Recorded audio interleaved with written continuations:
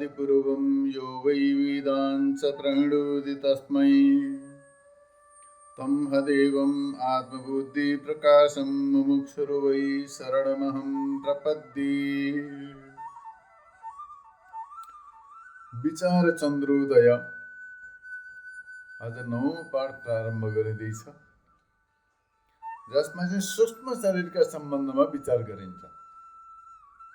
स्थूल शरीरका सम्बन्धमा विचार गरिसक्यो, अब सूक्ष्म शरीरका सम्बन्धमा विचार गरिन्छ कि सूक्ष्म शरीर आत्मा हो अथवा अनात्मा। सूक्ष्म शरीर के हो, कतिवटा तत्त्वले बनिएका छन्, कसरी बनिएको छ र त्यसमा के कस्ता प्रकारका क्रियाकलापहरू हुन्छन्, त्यो आत्मासँग के सम्बन्ध छ, कस्तो सम्बन्ध छ छैन भन्ने विषयमा यहाँनिर विचार गरिएको छ सूक्ष्म शरीरका सम्बन्धमा। किनकि हामी 3 प्रकारका शरीरका सम्बन्धमा विचार गर्दैछौँ। त्यो विचार गर्ने क्रममा स्थूल शरीरका सम्बन्धमा विचार गरिसक्यो, त्यस्तै प्रकारले सूक्ष्म शरीर पनि म होइन, सूक्ष्म शरीरको पनि म द्रष्टा हुँ। जसरी स्थूल शरीर दृश्य हो, त्यस्तै प्रकारले सूक्ष्म शरीर पनि दृश्य हो, जड हो। जसरी म स्थूल शरीरको द्रष्टा थिएँ, साक्षी थिएँ, त्यसै प्रकारले सूक्ष्म शरीरको पनि म साक्षी हुँ, द्रष्टा हुँ।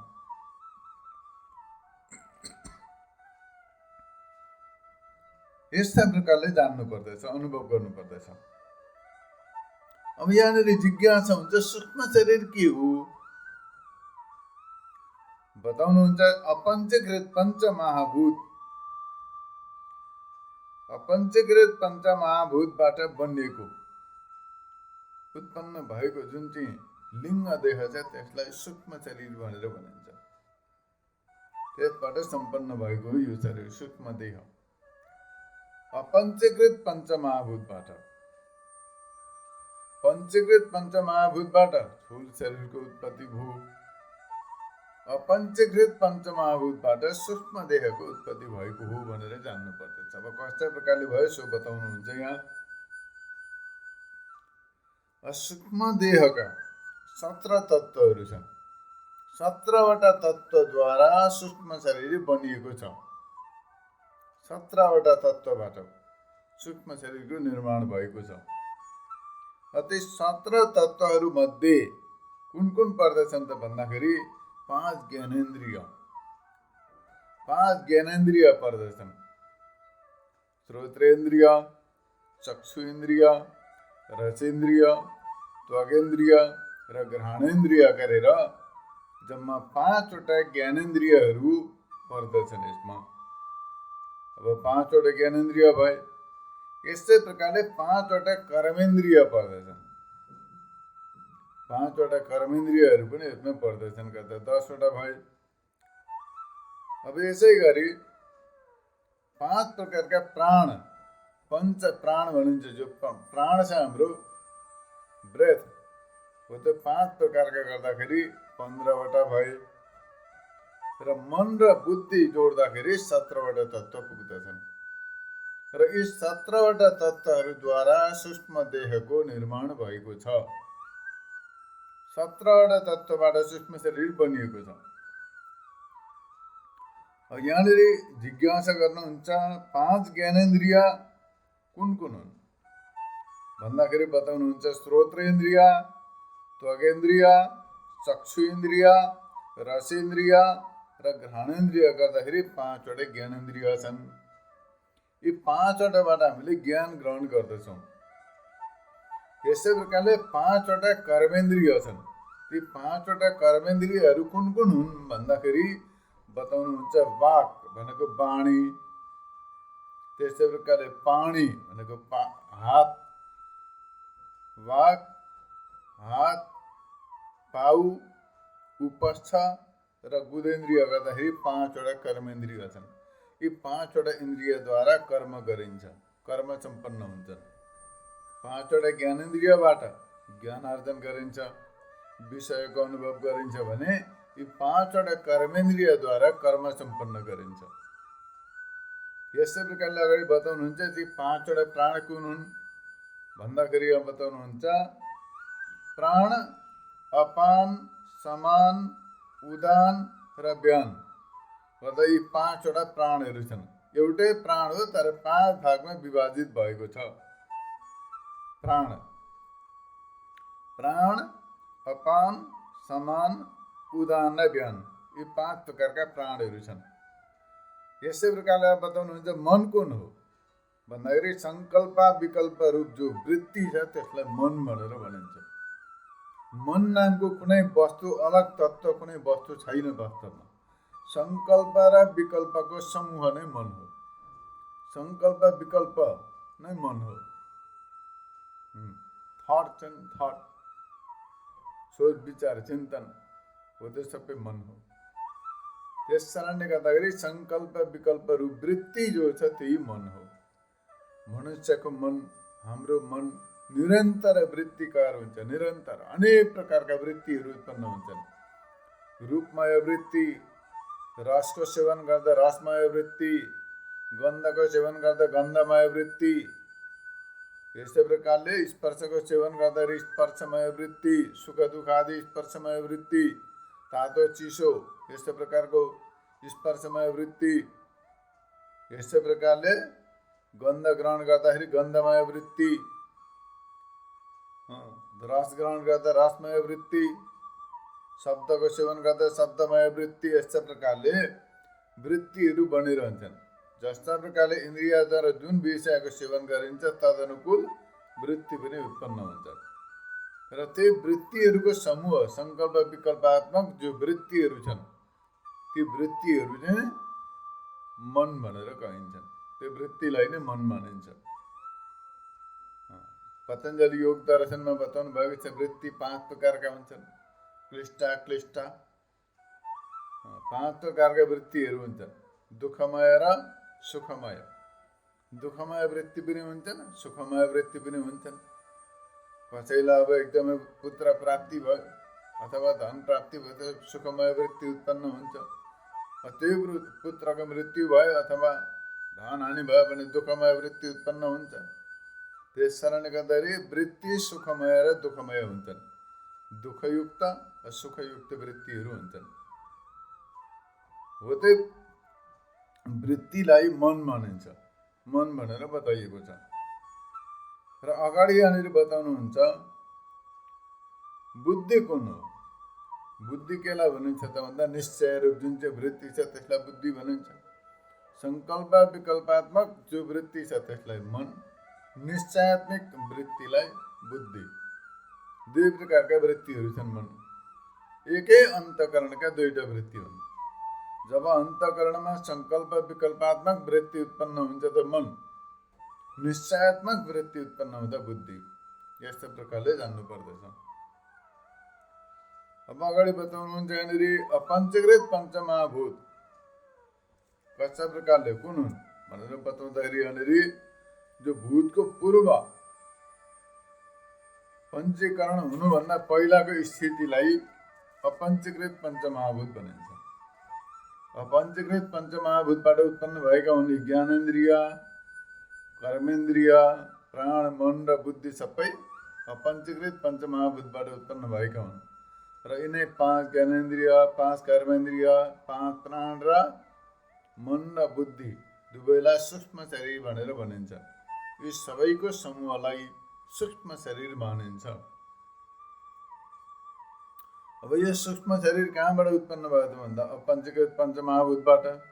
अब अपञ्चीकृत पञ्चमहाभूत भनेको के हो भन्दाखेरि पञ्चमहाभूत अथवा पञ्चीकृत हुनुभन्दा पूर्वको स्थिति। पहिला मूल प्रकृति छ। मूल प्रकृतिबाट जो उत्पन्न भएका छ आकाश, जल, तेज, वायु, पृथ्वी तन्मात्राहरू उत्पन्न भएका थिए हो त्यही सूक्ष्म तत्त्व जो चाहिँ छन् सूक्ष्म पञ्चमहाभूत तिनीहरूलाई आफ्ना आफ्ना स्थितिमा रहेका हुन्छन्। पञ्चीकृत नभइकन आफ्ना स्थितिमा रहेका त्यो अपञ्चीकृत पञ्चमहाभूत तिनीहरूलाई अपञ्चीकृत पञ्चमहाभूत भनेर भनिन्छ। पञ्चीकृत हुनुभन्दा पूर्वको स्थितिलाई अपञ्चीकृत पञ्चमहाभूत यस्तो प्रकारले जान्नु पर्दछ। अब उनीलाई सूक्ष्म भूत पनि भनिन्छ। र तिनैलाई तन्मात्रा पनि भनिन्छ।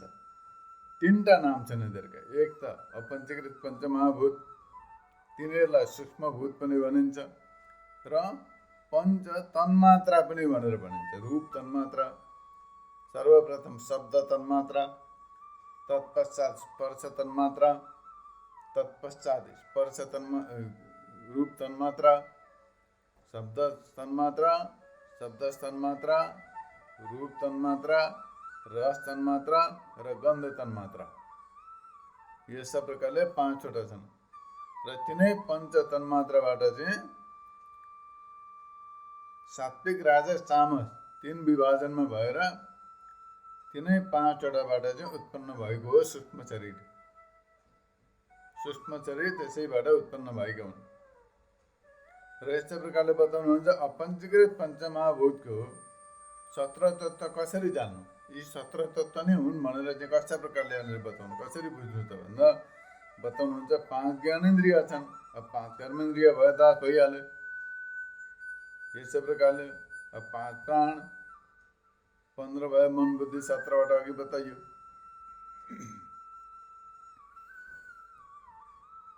अब यहाँ के छ त भन्दा 5वटा तन्मात्राका भिन्न भिन्न 5 ज्ञानेन्द्रियका 5वटा विषय हुन्छन्। भिन्न भिन्न विषय। स्रोत र इन्द्रियबाट शब्दको ज्ञान हुन्छ।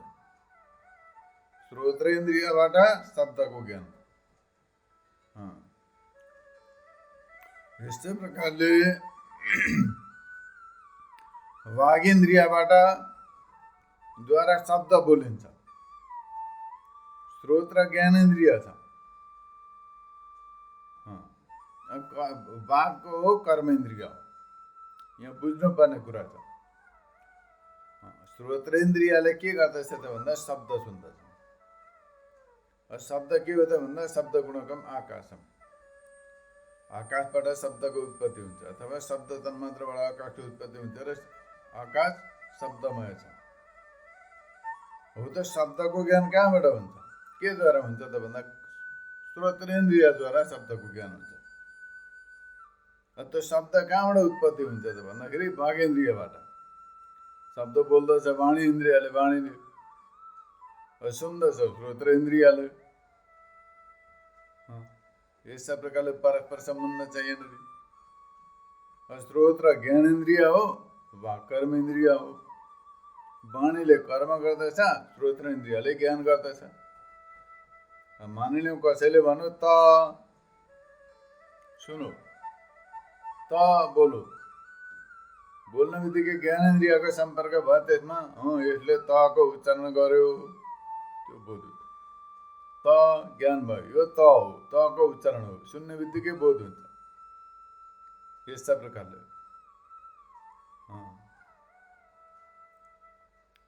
र यहाँनिर अगाडि बताउनुहुन्छ दोनोको मित्रता, दुवैको परस्परमा मिलन छ। कर्मेन्द्रिय र ज्ञानेन्द्रियको। कर्मेन्द्रिय वाणीले बोल्दछ, ज्ञानेन्द्रियले सुन्दछ।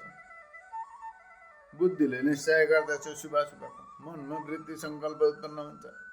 यस्तै प्रकारले यो अपरेटिङ सिस्टम जो छ नि, यो बडा विचित्र छ यहाँनिर एकदम। त्यस कारणले गर्दाखेरि यसलाई अब भित्री यो एउटा प्रणाली छ, क्रिया प्रणाली, जसलाई इनर म्यानेजमेन्ट अथवा सिस्टम यस्ता प्रकारले जान्नु पर्दछ। यहाँ बताइएको छ अब स्रोत र इन्द्रियले शब्द सुन्दछ। अब वागेन्द्रियले बोलेपछि नै उसले शब्द सुन्दछ। त्यस कारणले गर्दाखेरि वाणेन्द्रियले कर्मेन्द्रियले कर्म गर्दछ र ज्ञानेन्द्रियले ज्ञान गर्दछ। अब स्रोत र भयो ज्ञानेन्द्रिय, वाणी भयो कर्मेन्द्रिय। यस्तो प्रकारले परस्पर सम्बन्ध छ। अब यो के हो त भन्दाखेरि आकाश सत्वगुणबाट स्रोत र इन्द्रिय उत्पन्न भयो। त्यही आकाशको रजगुणबाट वाणीको उत्पन्न भएको।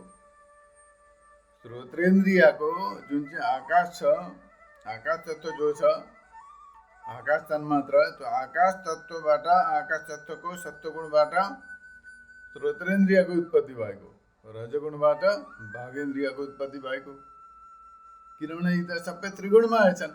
मूल प्रकृति त्रिगुणमय, सत्य रजतम तीनटा गुण छन् मूल प्रकृतिमा। त्यसै प्रकारले मूल प्रकृतिमा तीनटा गुण छन् भने त्यसबाट उत्पन्न भएका सूक्ष्म पञ्चमहाभूत तिनीहरू पनि तीनटा गुण छन्। त्यो अपञ्चीकृत हुँदाखेरि तीनटा गुण भिन्न भिन्न छन्। अपञ्चीकृत स्थितिमा तीनटा गुण भिन्न भिन्न हुँदाखेरि अब आकाश सात्विक राजस तामस, वायुको पनि सात्विक राजस तामस, तेजको पनि सात्विक राजस तामस, It's 6 o'clock. त्यसै प्रकारले जलको पनि सात्विक राजस तामस र पृथ्वीका पनि सात्विक राजस तामस, तीनटा हुन्छन्। तामस भागका सम्बन्धमा पञ्चीकृत पञ्चमहाभूत भएर कस्तो प्रकारले स्थूल शरीरको उत्पत्ति भयो भन्ने पहिले हामीले बताइसक्यौँ, सुनिसक्यौँ। अब राजस र सात्विक अंशको विषयमा यहाँनिर विचार गरिँदैछ। अब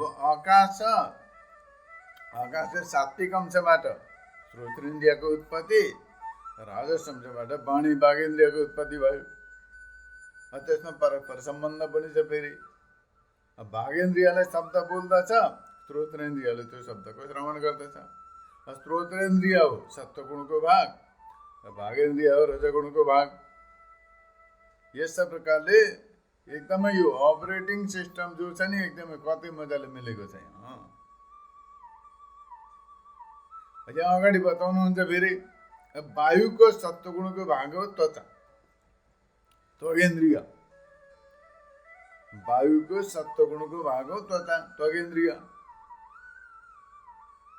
अब वायुको रजगुणको भाग हो पानी भनेको हात। वायुको सत्वगुणको भाग, सत्वगुणबाट उत्पन्न भएको त्वगेन्द्रिय, त्यही वायुको रजगुणबाट उत्पन्न भएको पानी भनेको हस्तेन्द्रिय। यो दुईटै परस्पर इन्द्रियको सम्बन्ध पनि छ। त्वगेन्द्रिय स्पर्शलाई ग्रहण गर्दछ, त्वगेन्द्रियले के गर्दछ? स्पर्शलाई ग्रहण गर्दछ। अब हस्तेन्द्रियले निर्वाह गर्दछ दुवैले। अब स्पर्श गर्ने काम र स्पर्शको अनुभव हुने काम छ। अब वाणीले पानी यो हस्तेन्द्रियले के गर्दछ? स्पर्श गर्दछ, गर्ने काम गर्यो भयो। स्पर्श गर्ने काम हस्तेन्द्रियले गर्यो। त्वगेन्द्रियले के गर्दछ भन्दाखेरि त्यो स्पर्शको अनुभव गर्दछ। तातो छ कि चिसो छ कि कस्तो छ त भन्दा त्वगेन्द्रियबाटै ज्ञान हुन्छ। त्वगेन्द्रियद्वारा नै ज्ञान हुन्छ तातो चिसोको। अब कसैले स्पर्श गरेर गालामा हात लगाइदियो, अब त्यो हात कस्तो थियो, तातो थियो कि चिसो थियो कि भन्ने बोध चाहिँ कसलाई हुन्छ त भन्दाखेरि त्वगेन्द्रियलाई हुन्छ। अब हात त लगाइदियो गालामा, कर्मेन्द्रियको काम सम्पन्न भयो। अब त्यो चिसो थियो कि तातो थियो कि कस्तो थियो त भन्ने विचार त्यहाँनिर त्यसको ज्ञान गर्नको लागि चाहिँ त्वगेन्द्रिय सक्रिय छ। त्वगेन्द्रियबाट त्यसको ज्ञान हुन्छ। त्वगेन्द्रिय हो ज्ञानेन्द्रिय, हस्त हो कर्मेन्द्रिय। कर्मेन्द्रियले कर्म सम्पन्न गर, ज्ञानेन्द्रियले ज्ञानको अनुभव गर्यो, त्यो विषयको अनुभव गर्यो। यस्तो प्रकारले परस्पर इन्द्रियको पनि सम्बन्ध छ। अब यसै गरी अब तेजको सत्वगुणको भाग हो चक्षु इन्द्रिय, त्यही तेजको रजगुणको भाग हो पाउ। यी दुईटा छन्। तेजको सत्वगुणको भाग छ चक्षु इन्द्रिय, तेजको सत्वगुणको अंश हो चक्षु इन्द्रिय। त्यही तेजको रजगुणको भाग हो पाउ, पादेन्द्रिय। अब इन्द्रियको आपसमा कस्तो सम्बन्ध छ त भन्दाखेरि चक्षु इन्द्रियले रूपलाई ग्रहण गर्दछ। चक्षु इन्द्रियद्वारा के हुन्छ? रूपलाई ग्रहण गरिन्छ। अब पादेन्द्रियले के गर्दछ भन्दा त्यो रूप जहाँ उपलब्ध हुन्छ त्यतातिर गमन गर्दछ। त्यही भएर मान्छे अब हेर्नु छ फल्ना डाँडो बहुत सुन्दर छ अरे, फल्ना जग्गा एकदमै राम्रो छ अरे, बडा मनोहर वातावरणको छ अरे भन्दाखेरि मनमा सङ्कल्प विकल्प उत्पन्न भयो, त्यो जग्गा हेर्न जाने उत्पन्न भयो, इच्छा उत्पन्न भयो। इच्छा उत्पन्न भएपछि अब त्यो रूपले त देख्दैन, त्यहाँनिर चक्षु इन्द्रियले चाहिँ उहाँको रूप त ग्रहण गर्दैन। त्यहाँ जानका लागि त पाउ इन्द्रिय काम गर्नु पर्यो, पाउले जानु पर्यो। त्यसमा अब हिँडेर जान्छ कि कसरी जान्छ त्यहाँ पुग्छ, पादेन्द्रियद्वारा जान्छ। पादेन्द्रियका अन्य साधन छन्, गाडी वाहन यिनीहरू सबै यसको साधन हुन्। त्यहाँ जाने साधन मूल साधन हो पादेन्द्रिय। त्यसका अन्य उपसाधनहरू पनि उपलब्ध छन्। रथमा जान्छन्, पाल्कीमा जान्छन्, जो त्यहाँ पुगेपछि अनि त्यहाँबाट रूपले त्यो चक्षु इन्द्रियले त्यहाँको रूप ग्रहण गर्दछ, त्यहाँको सिन, त्यहाँको लुक कस्तो छ हो त्यो ग्रहण गर्दछ। त्यस कारणले गर्दाखेरि पादेन्द्रिय र चक्षु इन्द्रियको पनि परस्पर सम्बन्ध छ। तेजको सत्वगुणको भाग हो चक्षु इन्द्रिय, तेजको रजगुणको भाग हो पादेन्द्रिय। पादेन्द्रियले गमन गर्दछ त्यो रूप भएका ठाउँमा, त्यहाँ पुगेपछि चक्षु इन्द्रियले त्यो रूपलाई ग्रहण गर्दै जान्दछ। यहाँबाट थिम्पू जानु पर्यो अथवा कहीँ जानु पर्यो, बाटामा जे जस्ता प्रकारका दृश्य आउँदैछन्, अब जाँदै गरेको हुन्छ, त्यो लुकहरू पनि त्यहाँको सिनहरू पनि हेर्दै हेर्दै हेर्दै हेर्दै जान्छ, रूपको ग्रहण गर्दै जान्छ।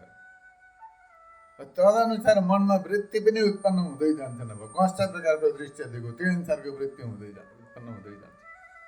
मानिलिउँ अलिकति माथि पुग्दाखेरि अब कोही यस्तो प्रकारले अब कहीँ नृत्य कला त्यसो मन बनाएर कहीँ नाचगान गरिरहेका छन् भने त्यहाँ त्यही प्रकारको वृत्ति उत्पन्न हुन्छ।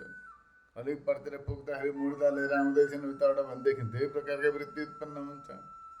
अलिक माथि पुग्दाखेरि कोही पूजा उत्सव हुँदैछ, केही पुराणहरू हुँदैछ भने त्यहाँ त्यही अनुसारको वृत्ति उत्पन्न हुन्छ। त्यहाँ पुग्दाखेरि अलिक कहीँ टाढा माथि पुग्दाखेरि हावा हुन्डरी आयो इत्यादि आयो भने भयभीत वृत्ति उत्पन्न हुन्छ।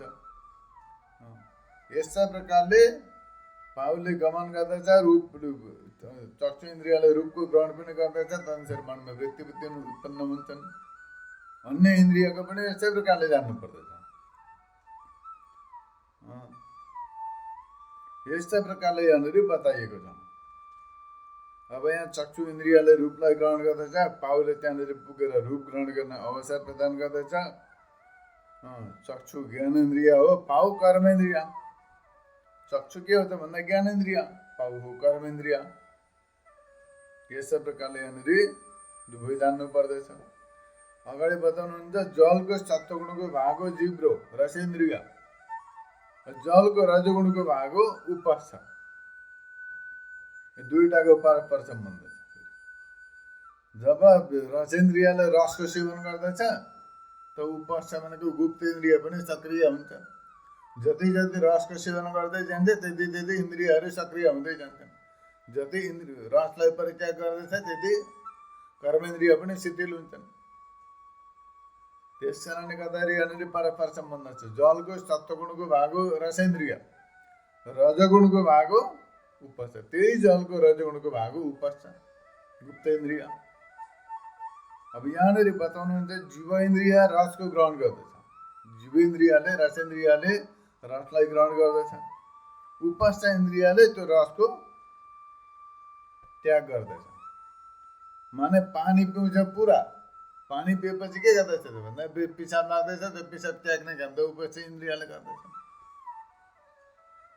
पानी पुरा पुरा पियो, भरपेट पानी पियो, रसको सेवन गर्यो, त्यो भएपछि त्यसलाई डाइजेस्ट गरेपछि पचेपछि त्यहाँदेखि त फेरि पिसाब लाग्दैछ मनुष्यलाई बहुत बार बार जानुपर्ने हुन्छ। त्यो पिसाब जति पनि छ भित्र त्यसलाई परित्याग गर्ने काम कसको त भन्दा उपस्थ इन्द्रियको, उपस्थ इन्द्रियको, गुप्त इन्द्रियको। यस्ता प्रकारले यी दुवैको नै परस्पर सम्बन्ध छ। जीवा हो रचना ज्ञानेन्द्रिय, उपस्थ हो कर्मेन्द्रिय। जीवा के भन्छ ज्ञानेन्द्रिय, उपस्थ हो कर्मेन्द्रिय। जीवाले रसको सेवन गर्यो, रसको सेवन गर्दा उसले ज्ञान पनि गर्दछ। गुलियो छ कि पिरो छ कि 6 प्रकारका रस हुन्छन्। 6 प्रकारका रस मूल रूपमा 6 प्रकारका हुन्छन् रस। पिरो हुन्छ, नुनिलो हुन्छ, तितो हुन्छ, गुलियो हुन्छ, अर्को हुन्छ टर्रो र अमिलो। यस्ता प्रकारका 6 प्रकारका मूल रसहरू छन्। षड रस भनिन्छ, षड रस। 6 प्रकारका रस हुन्छन्।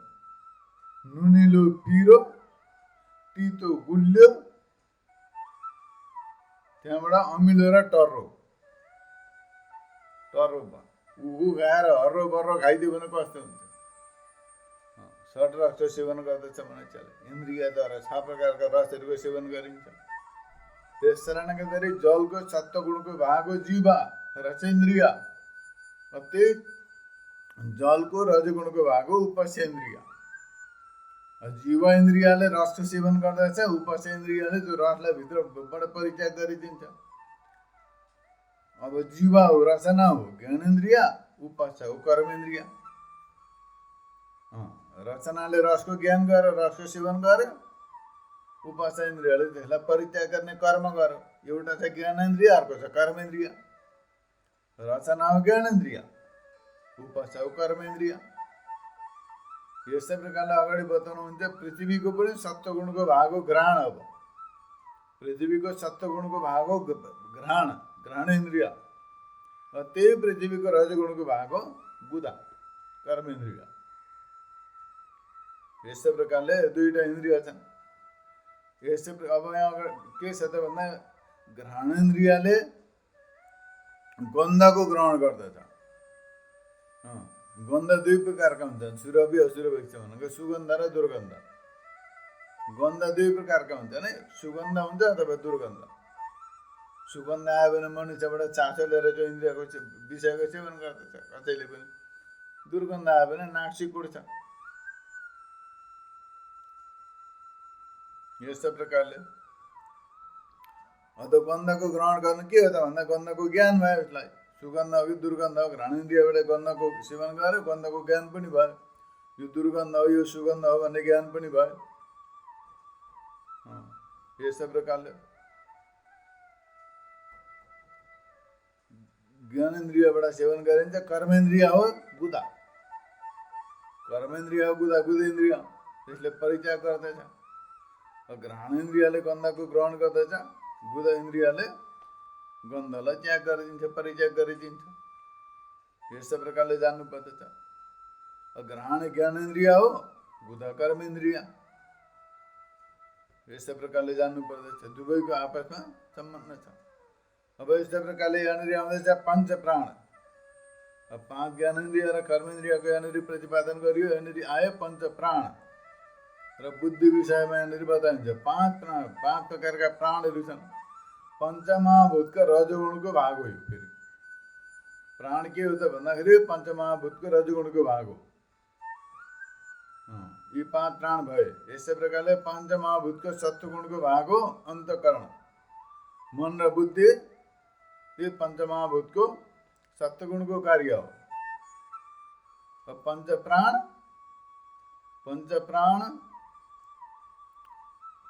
पञ्चमहाभूतको रजगुणको कार्य हो। पञ्चमहाभूतको 5वटा भूतको रजगुणबाट पञ्चप्राण उत्पन्न भयो समष्टिबाट। यस्तै प्रकारले पञ्चप्राण त्यो पञ्चमहाभूतको सात्विक अंशबाट सत्वगुणबाट अन्तःकरण उत्पन्न भयो। पञ्चीकृत पञ्चमहाभूतको राजस अंशबाट समूहबाट पञ्चप्राण उत्पन्न भयो। रजगुणका भाग हुन् यिनीहरू रजगुणबाट। यसै प्रकारले अपञ्चीकृत पञ्चमहाभूतको सत्वगुणबाट अन्तःकरण उत्पन्न भए। यस्तै प्रकारले सबै भौतिक 17वटा तत्त्व यहाँ पुग्दछन्। यही अन्तःकरण मन र बुद्धि दुईटा छन्। त्यही अन्तःकरणलाई नै मन र बुद्धि दुईटा मानिन्छ। अन्तःकरण मन, सङ्कल्प विकल्प गर्दाखेरि मन, निश्चय गर्दा बुद्धि। यस्तै प्रकारले चित्त र अहङ्कार पनि बुद्धिभित्र पर्दछ, अन्तर्भाव हुन्छन्। मन बुद्धि चित्त अहङ्कार अन्तःकरण चतुष्टय भनिन्छ। तर अन्तःकरण एउटै छ, मन र बुद्धि दुईटा भयो। सङ्कल्प विकल्पात्मक मन, वृत्ति मन, निश्चयात्मिक वृत्ति बुद्धि। त्यहीँनिर अन्तःकरणमा त्यसैमा चित्त र अहङ्कार पनि समाविष्ट हुन्छन्, त्यसैमा अन्तर्भूत हुन्छन्। यसै प्रकारले अपञ्चीकृत पञ्चमहाभूतको कार्य 17वटा तत्त्वले बनिएका छन्। सूक्ष्म शरीर बनिएको छ, सूक्ष्म शरीरको निर्माण हुन्छ। यस्ता प्रकारले सफ्टल बडी एस्ट्रल बडी आफ्नो आफ्नो शब्दले भन्छन्। तर हाम्रो शुद्ध भाषा हो सूक्ष्म शरीर। अत्यन्त सूक्ष्म हुनाले गर्दाखेरि सूक्ष्म शरीर बनिएको। देखिँदैन यिनीहरूलाई, दृष्टिगोचर हुँदैन यिनीहरू। सूक्ष्म शरीर स्थूल शरीर जस्तो दृष्टिगोचर हुँदैन, इन्द्रियको विषय हुँदैन यो। यस्तो प्रकारले अगाडि बताउनुहुन्छ 17 तत्त्वको सबैलाई 17 तत्त्व यिनीहरू सबै विषय छन्। यिनीहरूको के फल छ? यिनीहरूलाई जानेपछि बुझ्यो, यसलाई अनुभव गर्यो भने के फल प्राप्त हुन्छ भन्दाखेरि यी 17 तत्त्व छन्। यी 17 तत्त्वहरू म होइन र मेरा होइन नि तत्त्व भन्ने ज्ञान हुन्छ यसबाट। यी 17वटा तत्त्वहरू जो छन्, यी 17वटा तत्त्वहरू म होइन र यी 17वटा तत्त्वहरू मेरा होइनन्। म यिनीहरूको द्रष्टा हुँ, साक्षी हुँ भनेर आत्माको अनुभूति हुन्छ। यी 17वटा तत्त्व म होइन र यी 17वटा तत्त्व मेरा पनि होइनन्, म पनि होइन, मेरा पनि होइनन् भने मदेखि भिन्न हुन्, सर्वथा भिन्न हुन् यिनीहरू। यस्तो प्रकारले जान्नु पर्दछ। यिनीहरू सबैको यो बोध नै यसको फल हो।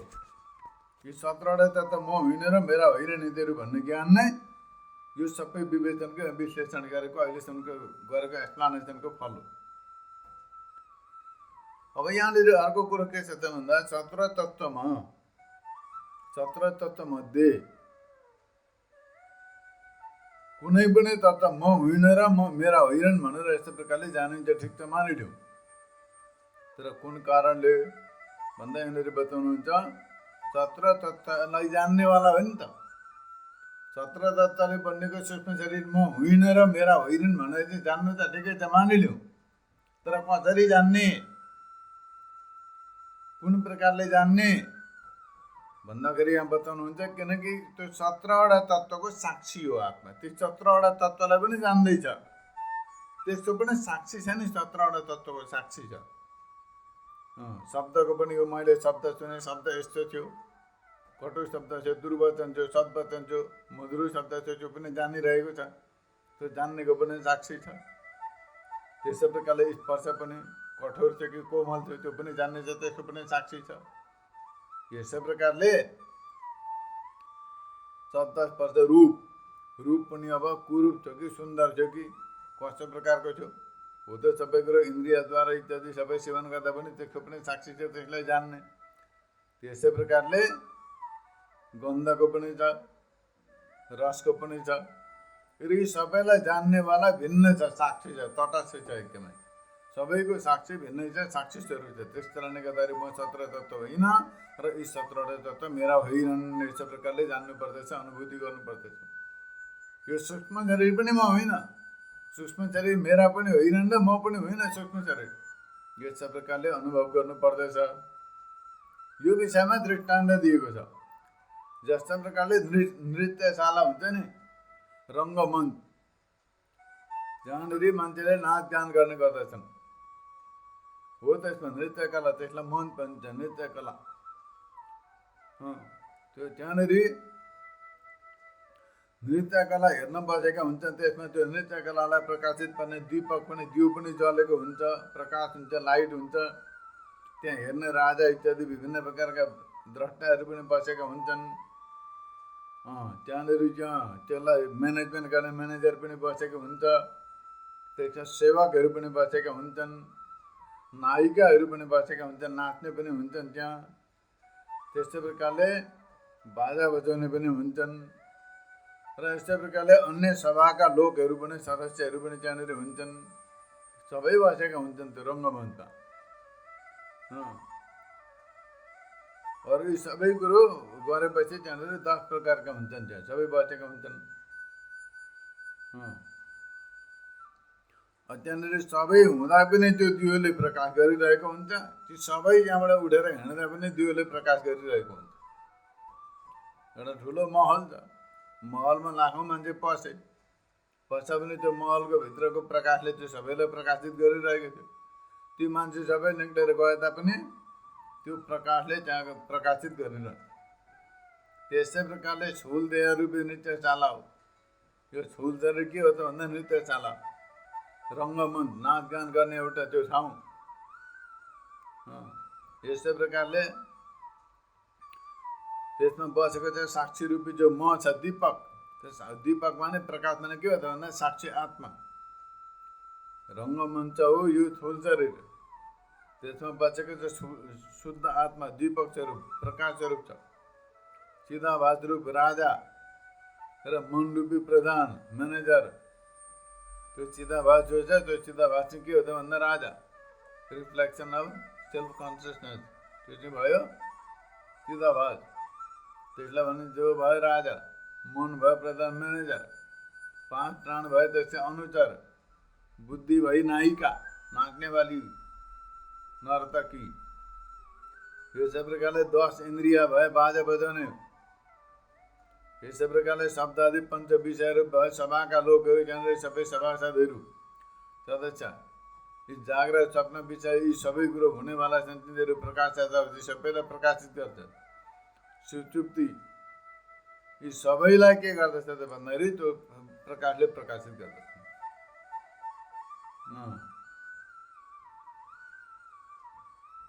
त्यस कारणले गर्दा जाग्रत विषय जब तिनीहरू बिउजिरहेका हुन्छन् तिनीहरूलाई पनि प्रकाशित गर्दछ। सुषुप्तिका समयमा पनि त्यो आत्मा चैतन्यले सुषुप्तिका त्यो अभावलाई पनि प्रकाशित गर्दछ। जस्तो प्रकारले प्रकाशले त्यो महलमा बसेका सभासदहरू सबै मनुष्यलाई पनि प्रकाशित गर्यो, तिनीहरू निस्केर गइसकेपछि त्यो खाली महललाई पनि प्रकाशित गर्यो। त्यस्तै प्रकारले आत्मा चैतन्य प्रकाशले पनि यी इन्द्रिय प्राण मन बुद्धि सबै सूक्ष्म शरीरलाई प्रकाशित गर्दछ। यिनीहरूको कार्य क्रियाकलाप सबै ज्ञान शक्ति क्रिया शक्ति सबैलाई प्रकाशित गर्दछ। अब यिनीहरू सुषुप्तिमा लीन हुन्छन् नि, मस्छ निद हुन्छन्, केही गर्दैन यिनीहरू निष्क्रिय हुन्छन्। हो त निष्क्रिय अवस्थालाई पनि त्यही आत्मा चैतन्यले प्रकाशित गर्दछ। त्यति बेलाको पनि साक्षी हो, सुषुप्ति अवस्थाको पनि साक्षी र जो स्वप्न अवस्थाको पनि साक्षी र जाग्रत अवस्थाको पनि साक्षी स्वरूप आत्मा चैतन्य। त्यस कारणले गर्दाखेरि आत्मा चैतन्य शरीरदेखि भिन्न, सूक्ष्म शरीरदेखि पनि भिन्न छ र आत्मा चैतन्य जो हो त्यो म द्रष्टा स्वरूप साक्षी स्वरूप हुँ र यी जो सूक्ष्म शरीर छन् यिनीहरू सूक्ष्म शरीर र तत्सम्बन्धी सबै प्रकारका क्रियाकलापहरू मेरा होइनन् र म पनि यिनीहरू होइन, म यिनीहरूदेखि सर्वदा भिन्न साक्षी स्वरूप हुँ भनेर यस्तो प्रकारले अनुभव गर्नुपर्दछ। यस्ता प्रकारले यहाँनिर सूक्ष्म शरीरका सम्बन्धमा बताइयो। कस्ता प्रकारले सम्झिने? जाग्रत अवस्थामा के हुन्छ त भन्दा इन्द्रिय र अन्तःकरण दुवैका सहायताले प्रकाश सबै कुरो प्रकाशित गर्दछ। जाग्रत अवस्थामा त व्यवहार गर्दछन्, विपन्न अवस्थामा जो विपन्न अवस्था हुन्छ त्यसलाई त प्रकाशित गर्दछन्।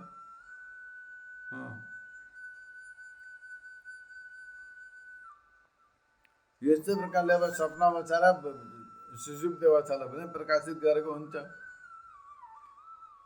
अब स्वप्न अवस्थामा त इन्द्रिय हुँदैनन्, जाग्रत अवस्थामा इन्द्रिय सक्रिय हुन्छन्। आँखाले रूप देख्दैछ, चक्षु इन्द्रियले श्रोत्र इन्द्रियले सुन्दैछ, त्वक इन्द्रियले स्पर्श गर्दैछ, सबै सक्रिय हुन्छन्।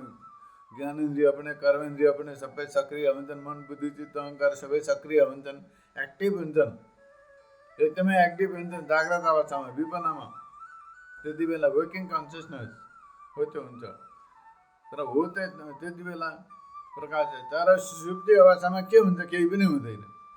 इन्द्रिय अन्तःकरण दुवैका सहायता बिना पनि केवल मलाई मात्रै प्रकाशित गर्दछ। जाग्रत अवस्थामा त सबैको सहायताले सबैलाई प्रकाशित गर्छ, तर सुषुप्ति अवस्थामा गाढ निन्द्रामा त त्यो इन्द्रियहरू सबै लीन भएका हुन्छन्। अन्तःकरणमा सबै लीन भएका कारणले गर्दाखेरि त्यति बेला केही थाहा हुँदैन, इन्द्रियका विषयलाई केही जानिँदैन।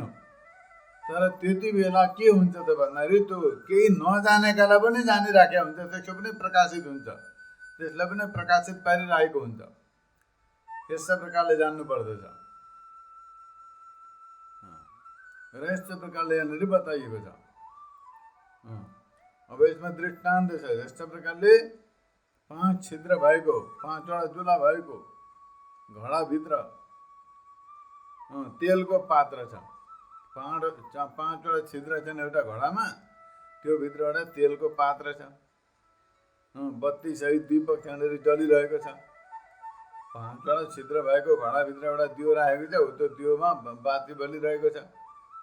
मात्र तेल बत्ती घडाका भित्र अवयव छन्, ती सबैलाई प्रकाशित गरिरहेको छ। त्यो प्रकाशले, त्यो दियोको प्रकाशले चाहिँ त्यो छिद्रलाई पनि प्रकाशित गर्दैछ, घडालाई पनि प्रकाशित पार्दैछ। त्यो जहाँनिर बल्दैछ त्यो सबैलाई प्रकाशित पारिरहेको छ र भित्र सबैतिर प्रकाशित पार्दै बाहिर पनि त्यो छिद्रबाट बाहिर पनि अँध्याराका कमरातिर गएर त्यसले प्रकाशित पारिरहेको छ। बाहिर पनि प्रकाशित पार्दै हुन्छ। यस्तो प्रकारले मणि रहस्य मात्र र अन्य पदार्थहरूलाई जस्तो प्रकारले प्रकाशित पार्दछ त्यसै प्रकारले सर्वै छिद्रद्वारा त्यो प्रकाश बाहिर निक्लिन्छ र बाहिर पनि प्रकाश पार्दछ। सूर्यले सारा विश्व ब्रह्माण्डलाई प्रकाशित पार्दछन्। त्यसै कारण महातेजमय सामान्य रूपले सर्वव्यापी छन् परमात्मा सूर्य पनि सबैलाई प्रकाशित पार्दछन्। त्यस्तै प्रकारले 5 ज्ञानेन्द्रियरूपी छिद्र भएको यो स्थूल शरीर जो के हो त भन्दा घडा जस्तो 5 ज्ञानेन्द्रिय भएको यो स्थूल शरीर घडाको समान। भित्र के छ त भन्दा हृदय कमल छ, हृदयहरू विद्यमान छ हृदय कमल, त्यसमा मन रूपी तेल लगाएको छ र बुद्धि रूपी बाती पनि छ। त्यहाँनिर आरूढ आत्मरूप दीपक